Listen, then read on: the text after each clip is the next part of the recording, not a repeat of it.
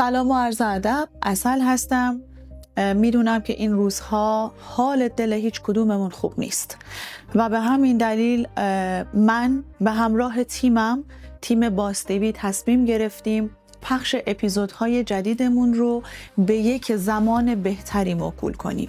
برنامه‌ای که ماها براش زحمت کشیدیم و با یک اشتیاقی مهمون خونه هاتون شدیم و اینکه برنامه ساختیم که در واقع در خور شخصیت ایرانی باشه بدون هیچ محتوای زردی.